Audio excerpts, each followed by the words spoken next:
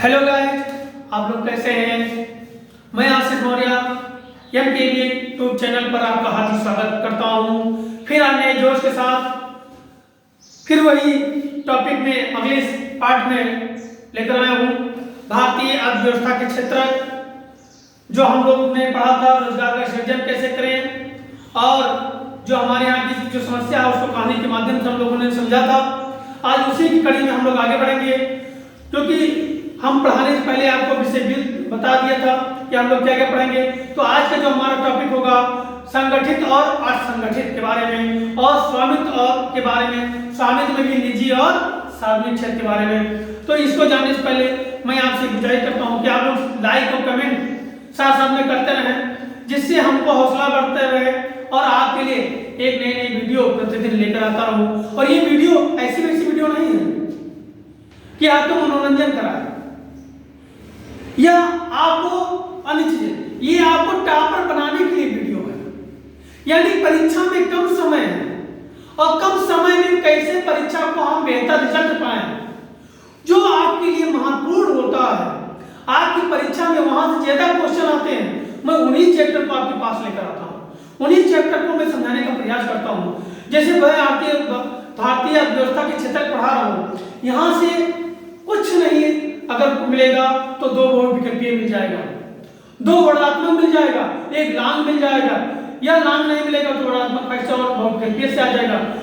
ठीक है, तो ये मिला के 4 से 5 नंबर यहाँ से मिल जा सकते हैं। तो मेरा प्रयास यही होता है कि आपको टॉपर बनाया जाए, लेकिन आपका भी यही उद्देश्य होना चाहिए, मुझे टॉपर बनना है। लेकिन साथ साथ में हमारा हौसला बढ़ाने के लिए आपको लाइक और कमेंट भी करना है। ठीक है, तो आइए हम आज वहीं फिर पहुंचते हैं।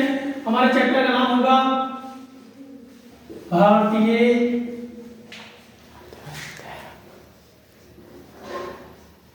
अर्थव्यवस्था के क्षेत्र, जिसमें हम लोगों ने रोजगार सृजन और हर चीज के बारे में पढ़ लिया था। आज हमारा टॉपिक होगा कि संगठित और असंगठित, संगठित और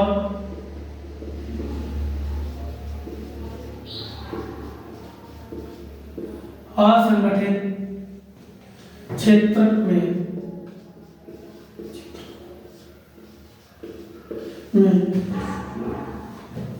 श्रम का विभाजन, संगठित और असंगठित के रूप में क्षेत्र का विभाजन। ठीक है, हम लोग आज किसके बारे में पढ़ेंगे, संगठित और असंगठित के रूप में विभाजन। हम लोग क्या देखते हैं कि आर्थिक रूप से जो विभाजित है, तो संगठित और संगठित हमको जानना है कि है क्या। तो हम अब तक देखें कि आर्थिक की जो स्थिति को कार्य को विभाजन करते हैं, तो उसको हम देखते हैं, नियोजित होने को पाते हैं कि हम एक दो कहानी के माध्यम से आपको समझाने का प्रयास करूंगा। एक सरकारी यानी जॉब, यानी जिसका नियमित रोजगार होता है, और एक दैनिक मजदूर के रूप में। तो हम ये लेते हैं, जैसे उदाहरण के तौर पे कोई कंपनी ले लेती है, स्कूल ले लेते हैं। स्कूल की बात करते हैं जो लिमिटेड होती हैं, जिसमें सरकार का नियंत्रण होता है, तो उसमें या पूर्णतः सरकार का नियंत्रण होता है। वहां क्या होता है कि एक समय निश्चित होता है, उस समय में जैसे एक राम है, मैं राम को लेता हूं, या ये है, ये अगर किसी स्कूल में पढ़ाने के लिए जाते हैं तो इनका एक टाइम फिक्स होता है। ठीक है, या अगर किसी ऑफिस में काम करते हैं तो वहां क्या होता है, ऑफिस में टाइम फिक्स होता है। तो ये सुबह 9:30 बजे से और शाम 5 बजे तक इनका ऑफिस होता है। ठीक है, इनका एक निश्चित वेतन होता है, निश्चित वेतन होता है। ठीक, यानी महीने में सैलरी इतनी मिलेगी और इतना समय जाना पड़ेगा और इतने बजे आपको आना है। और इनको छुट्टी मिलती है, महीने में छुट्टी मिलती है, अवकाश जिसको कहते हैं। चिकित्सा लाभ मिलता है, चिकित्सा लाभ, अतिरिक्त अतिरिक्त कार्य पर अतिरिक्त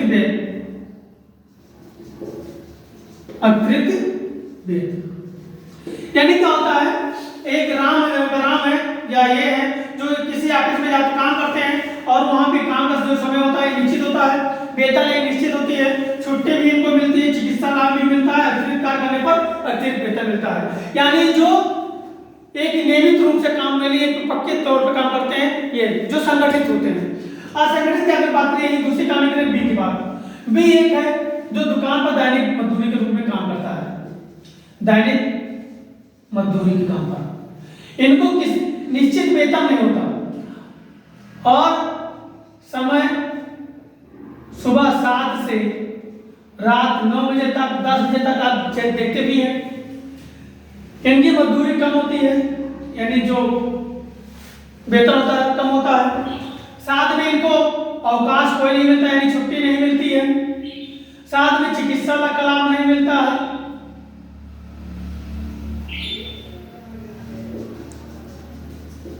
ठीक है, ऐसे कि जो इनको अतिरिक्त कार्य करने पर इनको अतिरिक्त वेतन नहीं मिलता है, तो क्या एक आप अपने गांव समाज में देखते होंगे कि जो आप यानी गवर्नमेंट जॉब में है वो समय से गया, well up to date work नहा धोया और समय से पहुंच गया और समय से पहुंचने के बाद शाम को फिर वापस आ गया। ठीक है, आने के बाद क्या है, उसकी सैलरी एक निश्चित होती है कि इतना तनख्वाह मिलना है। अगर किसी दिन बारिश होने लगी, ठंडी ज्यादा पड़ गई, विद्यालय जाने मन नहीं है, उसने छुट्टी लगा दी, उसको 2 छुट्टी मिल गई। ठीक है, उसका सैलरी उसको मिल गया। अगर उसके अलावा कोई अतिरिक्त काम कराते हैं तो उसका वेतन मिल जाता है। लेकिन वही मजदूर के काम करें देखें तो मजदूर क्या होता है, मजदूर समय ज्यादा लिया जाता है। अगर देखें तो 12-12 घंटे काम लेते हैं, वेतन कम होता है और जिस दिन वो छुट्टी कर लेगा उस दिन उसका वेतन नहीं मिलेगा और जिस दिन अगर ज्यादा काम करा लेंगे उस दिन भी उसका ज्यादा तनख्वाह नहीं देंगे। ठीक है, तो ये हमको क्या देखने मिला, ये चीजें संगठित और असंगठित क्षेत्र में विभाजन को देखने मिला। ठीक है, अब आइए देखते हैं संगठित क्षेत्र। हमें उम्मीद है कि आपको समझ में आ रहा होगा, क्योंकि एक खेती बाड़ी से हम लोग भली भांति परिचित है। संगठित क्षेत्र तो उद्यम अथवा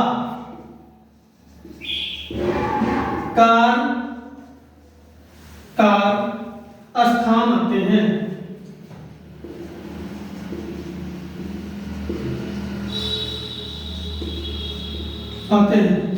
रोजगार की अवधि,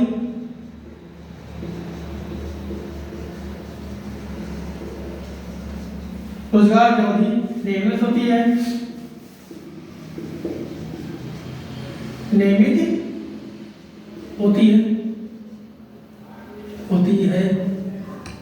और लोगों के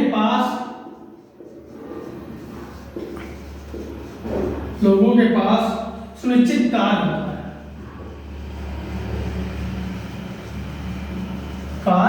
होता है।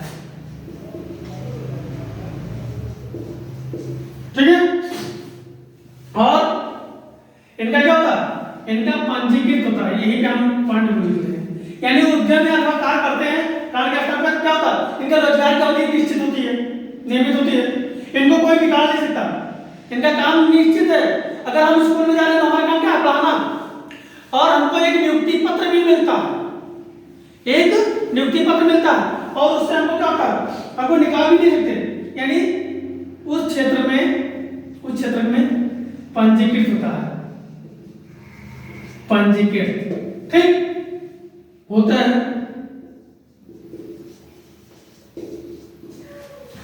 और उन्हें सरकारी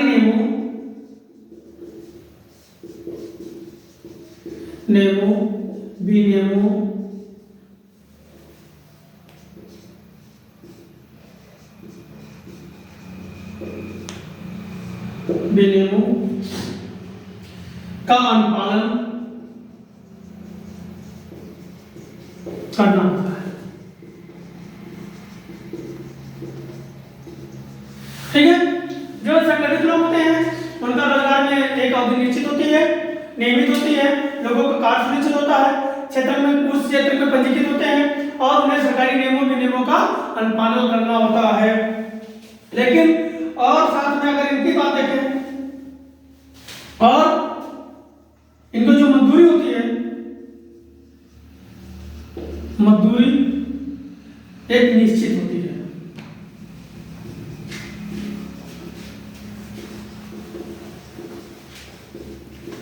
ठीक है, ये निश्चित होती है। अब अगर जो जिस क्षेत्र में काम करता है, जैसे सरकारी नियमों की बात किया गया, अगर इसमें किसी भी प्रकार का काम करता है, जैसे कारखाना अधिनियम होता है, कारखाना अधिनियम, इसके अलावा न्यूनतम मजदूरी अधिनियम, न्यूनतम मजदूरी अधिनियम, ठीक, और सेवानुदान अधिनियम, साथ में दुकान या प्रतिष्ठान अधिनियम। यानी जो व्यक्ति जिस क्षेत्र में काम कर रहा होगा उस क्षेत्र के अधिनियम को उसको नियमों और विनियमों का अनुपालन करना होगा, चाहे कारखाने में हो, चाहे न्यूनतम मजदूरी वाले में हो, चाहे सेवानुदान में हो, चाहे दुकान में हो। जैसे दुकान में जाते हैं तो दुकान के कुछ रूल होते हैं, उस रूल के अधिनियम के अनुसार आपको कार्य करना पड़ता है। ठीक है, काम करना पड़ता है। लेकिन क्या होता है, कुछ लोग काम करने के लिए स्वतः पंजीकृत हो जाते हैं, यानी स्वतः काम करते रहते हैं और उस क्षेत्र में अपना पंजीकृत कर लेते हैं, तो अपने समझ तो सरकार से जाते हैं पंजीकृत करा लेते हैं। जैसे बहुत लोग देखते होंगे, बहुत सारी चीज प्राइवेट होती है, तो अपने आप को स्वतः काम करने लगे, इसके बाद उस क्षेत्र में उसको पंजीकृत करा लिए। अब इस बात आती है इसके लाभ की बात, तो इसको पहले नोट कर दें। ठीक है, तब भी लाभ की बात किया जाए, संगठित क्षेत्र के लाभ,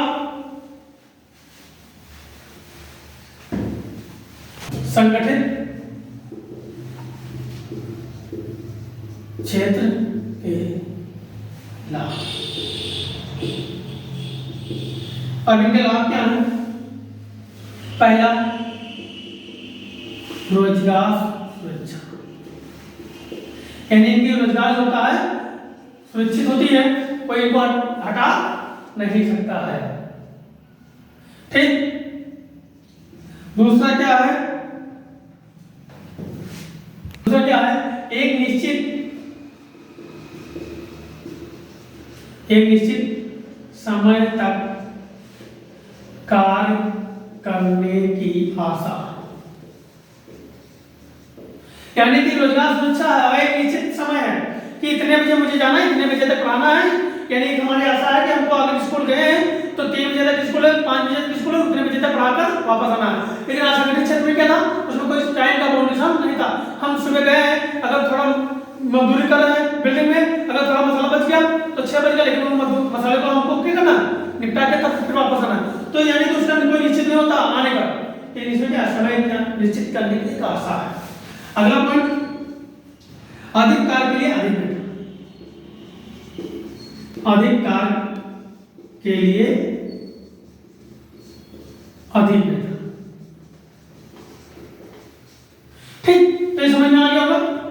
संगठित क्षेत्र के लाभ, रोजगार सुरक्षा होती है, एक निश्चित समय, अधिक कार्य के लिए अधिक वेतन मिलता है। जैसे हमने अभी भवन के निर्माण के लिए मसाला थोड़ा बचा और 1 घंटा एक्स्ट्रा काम कर दिया, उसको मुझे कोई पैसा नहीं मिलता अतिरिक्त के लिए। लेकिन यहाँ पर अगर अतिरिक्त कार्य करते हैं, अधिक कार्य करते हैं, तो अधिक पैसा हमको मिलता है। अब बात आती है असंगठित क्षेत्र की, तो इसको हम रख करें पहले। ठीक है, तो अब किसकी बात आई? इनकी बात आ रही है। तो ये क्या है, अगर इनकी बात करें तो ये छोटी छोटी इकाइयों में, छोटी इकाइयों में बटी होती है, बटी होती है, यानी छोटे छोटे भाग में बटे होते हैं। इनका कोई संगठित नहीं होते हैं। असंगठित इसलिए नाम कि एकता नहीं होता है। और ये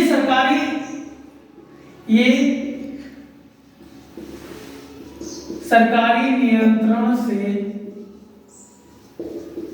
बाहर है। बाहर है, बाहर होते हैं। ठीक। और क्षेत्र के नियम जिनमें क्षेत्रक के नियम विनियम तो होते हैं, का अनुपालन और विनियम होते हैं, परंतु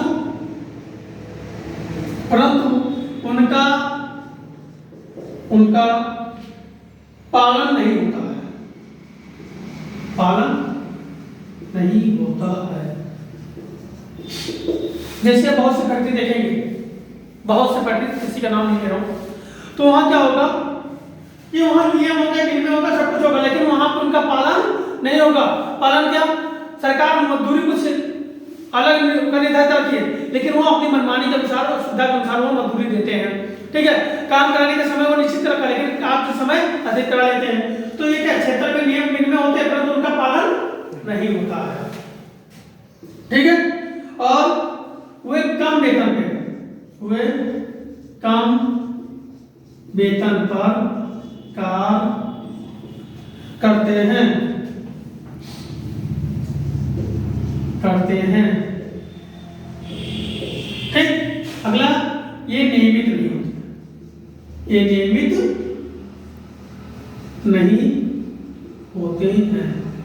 यानी आज यहाँ काम करें, कल वहां काम करें, परसों वहां काम करें, इनका कोई निश्चित नहीं होता है। ठीक है, तो ये क्या हो गया, ये असंगठित। अब इनके लाभ अगर देखे जाए तो इनको लाभ नहीं प्राप्त होता, इनको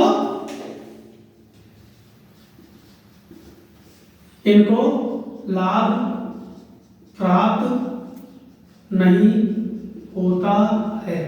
कौन कौन से लाभ जो संगठित मजदूर को मिले थे, जैसे अतिरिक्त काम के बदले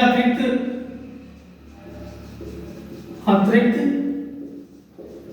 काम के बदले अतिरिक्त वेतन, अवकाश, चिकित्सा। ठीक है, ये सारे क्या है, इनको कोई ये सारी लाभ नहीं मिलता, जबकि संगठन में क्या होता था, मिलता था। ठीक है, तो ये चीजें देख लिया, समझ में आ गया, आगे बढ़े। ओके, रख लेते हैं पहले इसको। जहां समझना है आप पूछ सकते हैं कमेंट बॉक्स के माध्यम से, कमेंट करके आप मुझसे पूछ सकते हैं, और लाइक कमेंट शेयर अवश्य करें। इससे क्या है, आपको भी फायदा मिलेगा, अन्य लोगों को भी फायदा मिलेगा। जब शेयर करेंगे तो आपके भाई बहन को लोगों को मिलेगा, वो भी इससे पढ़कर हो सकता है अगर फॉलो कर लिया तो टॉपर बन सकते हैं। टॉपर बनने का ये नहीं कि आपका ही प्रदेश में नाम आ जाए, लेकिन 90% रिजल्ट आ सकता है। तो इसके लिए हमको मेहनत करने की जरूरत है। और आज ये 90% आपको हल्का लगता होगा, लेकिन जब ये पॉइंट 1 से जब हम किसी चीज में बाहर होते हैं तब हमको अहमियत पड़ता है, एक एक नंबर का महत्व तब पता चलता है। इसलिए अभी आपके पास समय है, तो ये समय को ना गवाएं और हर पॉइंट, हर एक नंबर के लिए प्रयास करें। ठीक है,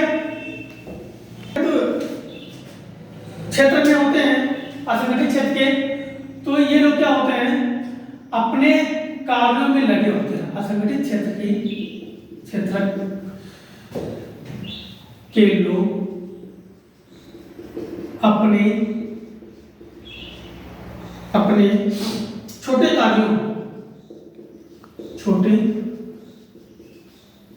कार्यों जैसे सड़कों की मरम्मत,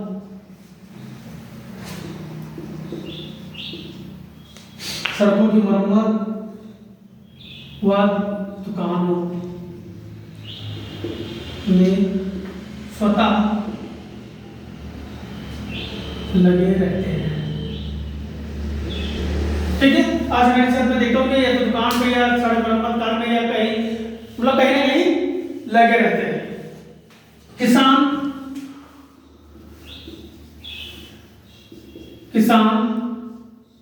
अपने खेत करता है, में कार्य करता है और उसे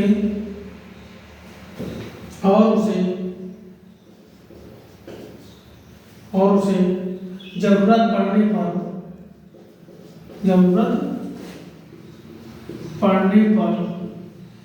पर मजदूरी पर श्रमिक को लगाते हैं। ठीक समझना। यानी जो असंगठित क्षेत्र के लोग होते हैं अपने छोटे कार्यों में, जैसे सड़क की मरम्मत हो गया, दुकान हो गया, या काम में लगे होते हैं। वही किसान क्या होता है, अपने खेतों में काम करता रहता है और उसको जरूरत पड़ने पर क्या करते हैं, अगर खेतों में ज्यादा लोगों की जरूरत है तो मजदूरी पर श्रमिकों को लगा लेते हैं। ठीक है, ये कि जो इनकी समस्या है असंगठित क्षेत्रों को, तो इनको कैसे संरक्षण किया जाए, कैसे इनके रोजगार को बचाया जाए, और इनके बारे में तो पहले इसको अनुभव करते हैं, फिर आगे दिन की बात होती है।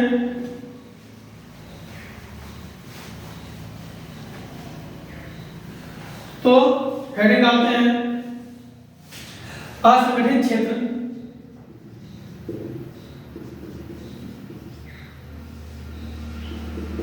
क्षेत्र को कैसे संरक्षण हो, असंगठित क्षेत्र को संरक्षण कैसे हो, कैसे संरक्षण किया जाए।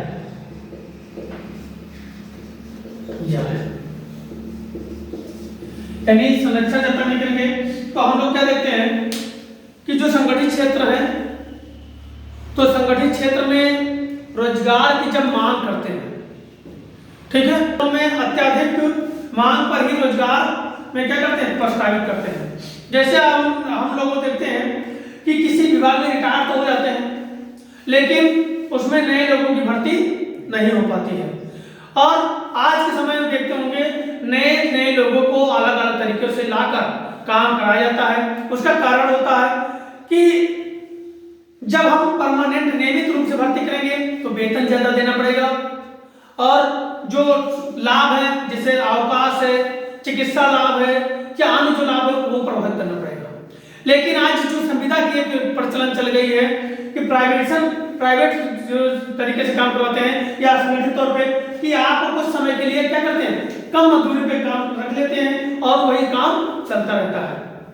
तो हम क्या करते हैं, तो इसको हम हेडिंग डाल के लिख लें कि संगठित क्षेत्र अत्यधिक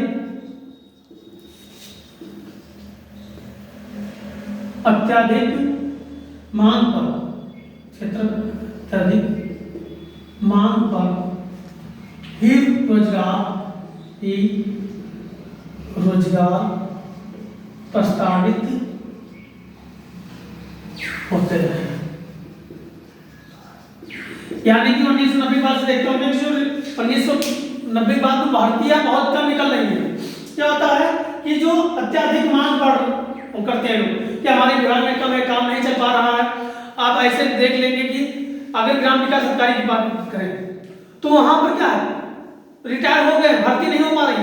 एक ग्राम पंचायत अधिकारी पर या एक लेखपाल पर 3-3 4-4 ग्राम पंचायतें मिली हुई हैं जो काम सही संचालन में, तो ये लोग मांग करते रहते हैं। तो कहीं मुश्किल से जब ज्यादा मांग करते हैं, मांग करते हैं तो रोजगार को कुछ वैकेंसी निकाली जाती है। ठीक है, दूसरा रोजगार के अवसरों पर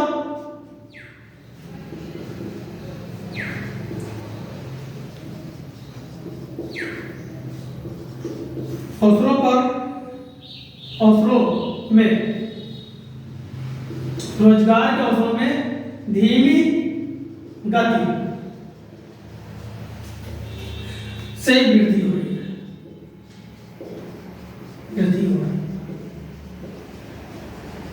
यानी जो लोग हैं वो रिटायर हो रहे हैं, लेकिन भर्ती क्या है, रोजगार का अवसर क्या है, बहुत ही स्लो भर्ती हो रही है, बहुत ही, यानी जब 10 पद खाली होते तो 2 पद भरे जा रहे हैं। ये समस्या है। ठीक है, तो कारण क्या है, कारण ये है कि जो क्षेत्रक है कि कार्य को असंगठित क्षेत्रकों द्वारा टेंडर के माध्यम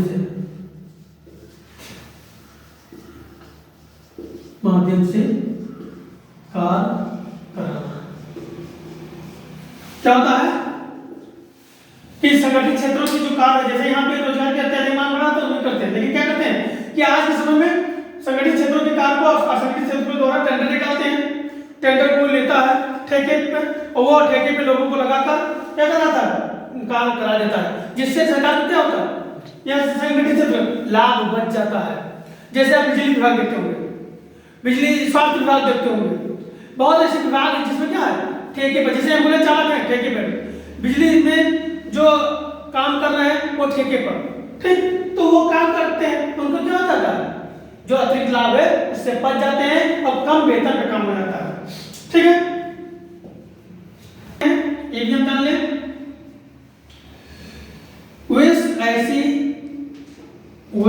ऐसी ठीक है रणनीति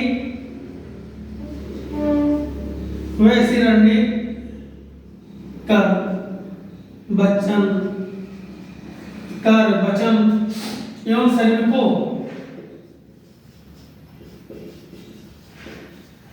श्रमिकों के संरक्षण प्रदान करने वाली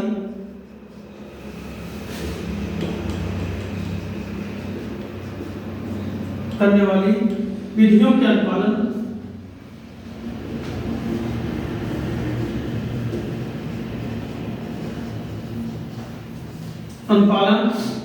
से बचने के लिए।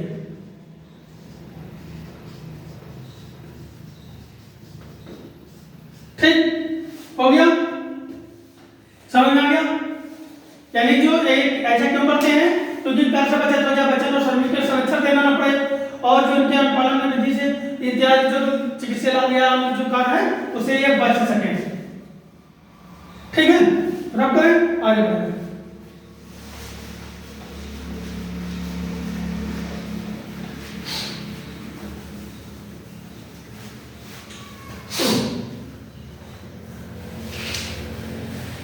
इनका क्या होता है, प्राय शोषण होता रहता है। ये जो असंगठित क्षेत्र है उनको हमने क्या देखा, उनका प्राय शोषण, यानी हम लोग क्या देखते हैं, जैसे हमने बिल्डिंग के बाद 15 मिनट एक्स्ट्रा काम कराना, 1 घंटा एक्स्ट्रा काम कराना क्या है, शोषण है। ठीक है, साथ में उचित मजदूरी नहीं मिलती,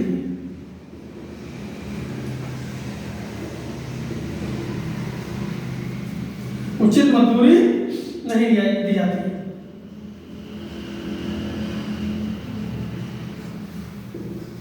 ठीक, उनकी आय कम होती है,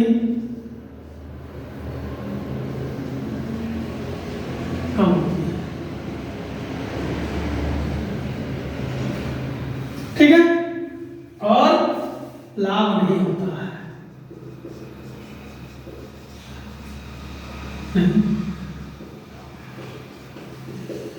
ठीक है, रोजगार सुरक्षित नहीं होता, रोजगार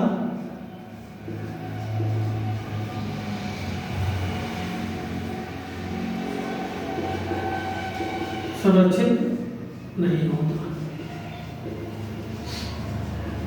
ये असंगठित मजदूर के क्या है, परेशानी समस्या है। ठीक है, उनका प्राय शोषण होता रहता है और उचित मजदूरी नहीं दी जाती, उनका आय कम रहता है और लाभ नहीं हो पाता, रोजगार सुरक्षित नहीं होता। मतलब रोजगार कभी इनको क्या होता है, संगठन में रोजगार छीनने देते हैं, लेकिन इसमें क्या है, रोजगार छीन लेते हैं कि आज हम 4 महीने काम कराया, काम आपने तो मैंने हटा दिया, आपको दूसरे को लगा दिया। ठीक है, तो ये असंगठित हो गया। क्या है, ये नियमित नहीं होते, ये भी आप पॉइंट कर लें, नियमित नहीं होती है। ठीक है, इसको रख करते हैं, फिर आगे बढ़े।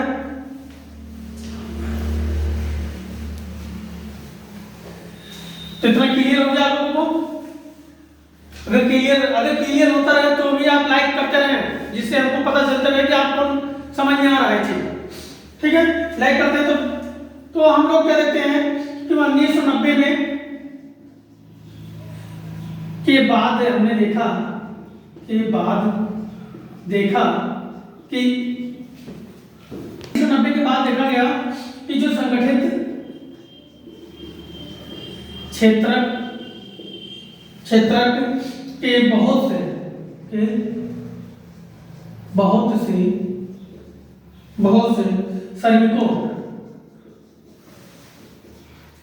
श्रमिकों का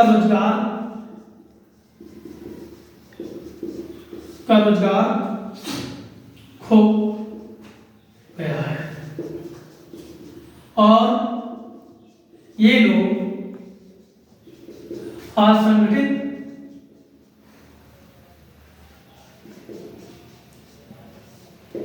क्षेत्र में कार्य करने पर विवश है। ठीक है, क्योंकि जो अभी आपने एक बीमारी आई थी कोरोना, उसमें देखे होंगे कि बहुत से बड़ी बड़ी कंपनियां बहुत से कर्मचारियों का छटनी कर दिया था। जो वो कर्मचारी क्या हो गए, असंगठित क्षेत्र में काम करने के लिए विवश है। ठीक है, जिससे इनकी परेशानी जिससे इनकी परेशानी बढ़ रही है। ठीक है, अब आते हैं ग्रामीण क्षेत्रों में असंगठित क्षेत्र। ग्रामीण क्षेत्र में असंगठित क्षेत्र। ठीक है, अब इसमें कौन कौन है? तो इसमें भूमिहीन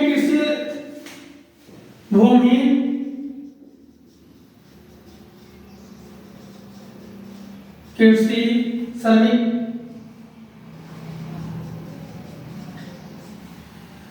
दूसरे कौन है? छोटे एवं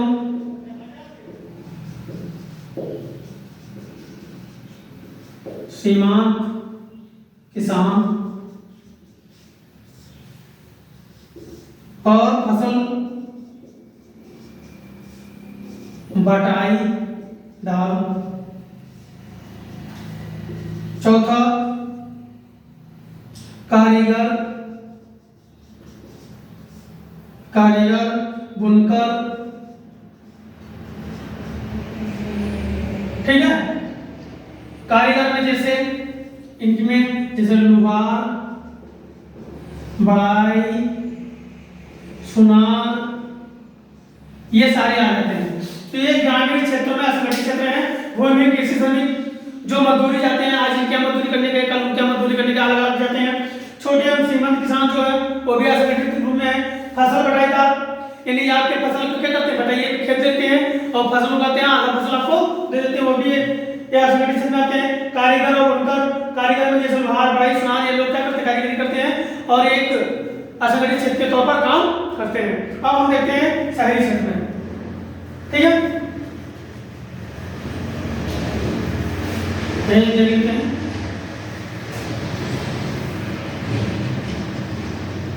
शहरी क्षेत्र में असंगठित क्षेत्र।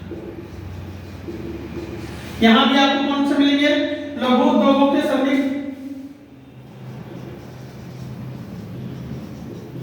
लघु उद्योग के श्रमिक। ठीक, और दूसरे मिलेंगे निर्माण व्यापार,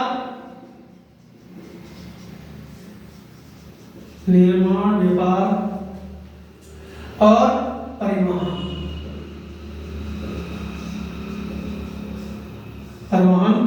में कार्य करने वाले। ठीक है,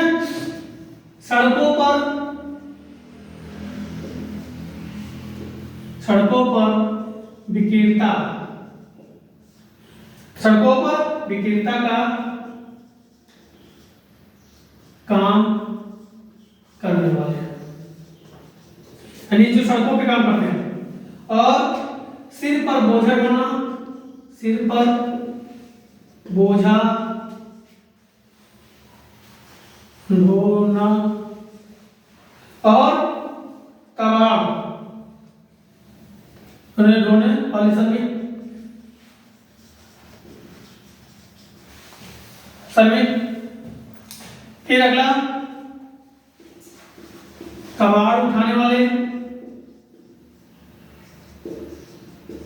ठीक, जो कबाड़ आप देखते होंगे। साथ में वस्त्र निर्माण, वस्त्र निर्माण वाले श्रमिक, ठीक।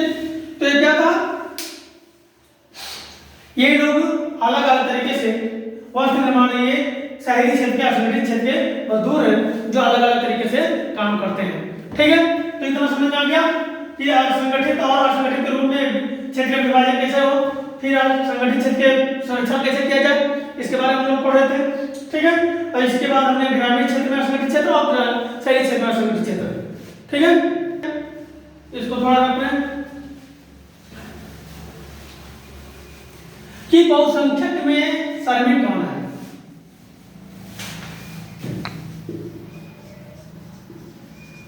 बहुसंख्यक श्रमिक कौन, ठीक है। मन में बात होती है कि ये आखिर कौन है। तो ये जो शुरू से पिछड़े हैं आज वही भी पिछड़े हैं। अब हम देखते होंगे कि पहले से कौन कौन, जैसे अनुसूचित जाति,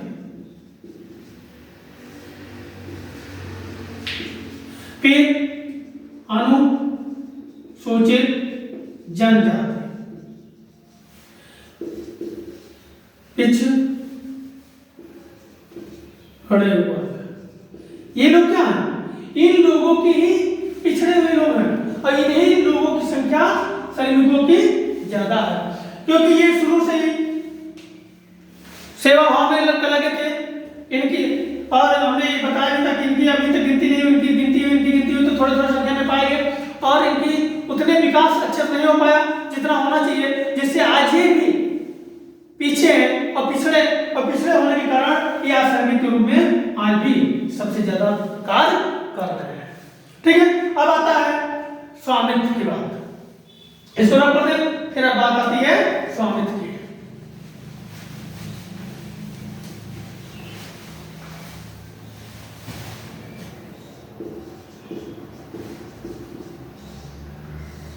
स्वामित्व मतलब होता है मालिक, यानी स्वयं का मालिक। ये दो प्रकार से है, एक है निजी और दूसरा सार्वजनिक।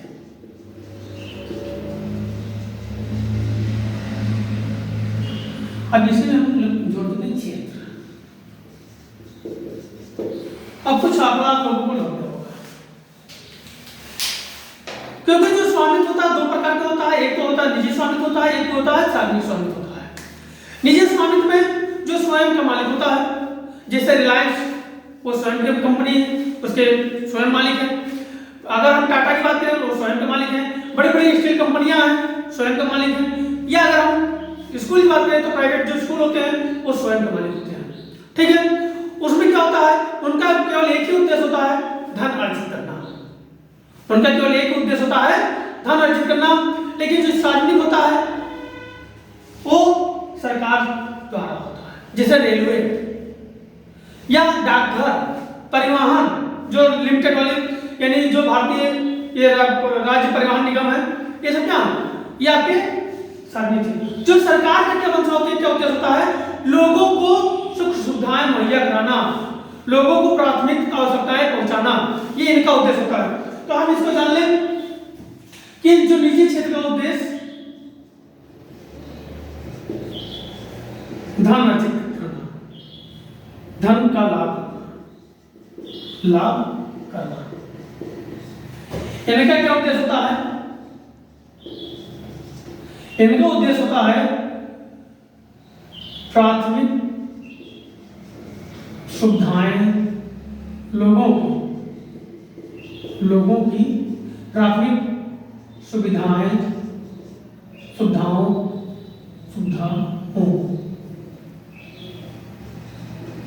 को मुहैया करना। ठीक है, यानी इनका क्या काम होता है कि एक धन कमा लेना, यानी कि ऐसे कम लेबर यानी कम लोगों को रखकर उत्पादन ज्यादा करना और धन को अर्जित करना। लेकिन यहाँ भी इनका उद्देश्य होता है सार्वजनिक क्षेत्र में कि लोगों के जो सुख सुविधाएं हैं उनको मुहैया कराना। तो इनके काम में सरकार क्या करती है? प्रोत्साहित करती है। सरकार क्या करती है? प्रोत्साहित करती है। अब प्रोत्साहन कैसे? बिजली कम देकर, कुछ कर में छूट देकर इत्यादि करती है, क्योंकि जब एक लोग अपने क्षेत्र को बढ़ावा देंगे तो बढ़ावा देने से इनके यहाँ रोजगार का सृजन होगा। ठीक, रोजगार का सृजन होगा, तो इसलिए सरकार यहाँ पे विभिन्न प्रकार की छूट देती है और उस छूट से इनका आगे काम होता है। वहीं पर सरकार की अनिवार्यता यहाँ पे होती है। अनिवार्यता होती है। अनिवार्यता क्या होती है? रोटी कपड़ा मकान, यानी लोगों को भोजन उपलब्ध कराना, भोजन उपलब्ध कराना। इसके लिए क्या करती है सरकार? इसके लिए सरकार काम करती है कि आज से किसानों से 20 रुपये क्विंटल, 20 रुपये प्रति किलो अनाज लेती है। और आपको यानी सार्वजनिक, आप कोटा नाम सुनते हो, सार्वजनिक वितरण प्रणाली, उसके माध्यम से आपको भोजन उपलब्ध कराती है कि हमारे देश में, हमारे यहाँ कोई गरीब भूखा सोए ना, उसके लिए आपको 2 से 3 रुपये 4 रुपये में भोजन उपलब्ध कराती है। ठीक है, यानी 20 रुपये लेती है और ये करती है। और इसकी भरपाई कहाँ करती है? कर्ज से, व्यय से इत्यादि से ये क्या करती है? इसकी भरपाई करती है। ठीक है, दूसरा पॉइंट आता है स्वास्थ्य। ठीक है, तीसरा शिक्षा। क्या करती है सरकार? ये सब पे जो लोगों की आवश्यकता, मूलभूत आवश्यकता है, आप देखते होंगे जगह जगह अब गांव स्तर पे भी छोटे छोटे हॉस्पिटल बना रही है सरकार। वहां पे डॉक्टर को, एनएम को, आशा को बढ़ावा दे रही है, बढ़ा रही है कि हमारे यहाँ की स्वास्थ्य व्यवस्था सही हो जाए, लोगों की सुविधा जो है, क्योंकि लोगों की प्राथमिक सुविधा को मुहैया कराना इसकी अनिवार्यता है। किसकी? सार्वजनिक क्षेत्र। सार्वजनिक क्षेत्र में कौन आता है? सरकार। ठीक है, इसके साथ में हम लोग देखते हैं कि हमारे यहाँ आधे बच्चे देश के आधे बच्चे कुपोषण से ग्रस्त है।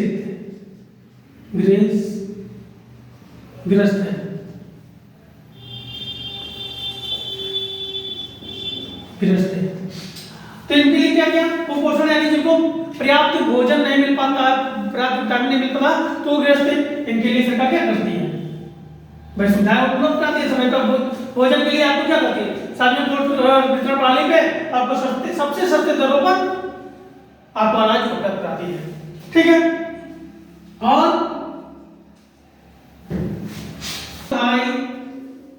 संकट, 1/4 गंभीर बीमारी, 1/4 गंभीर बीमारी से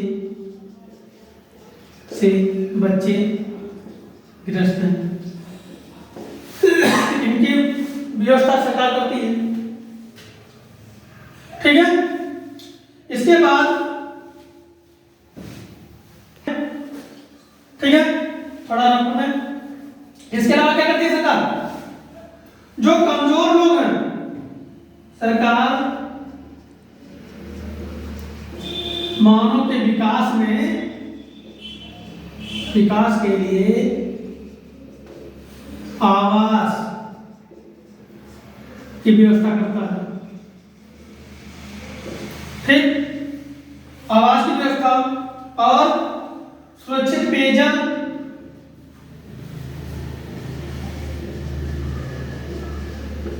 पेयजल और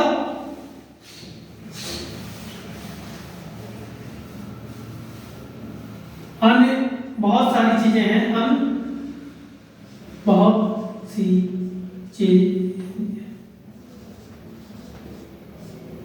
जो सरकार समय समय पर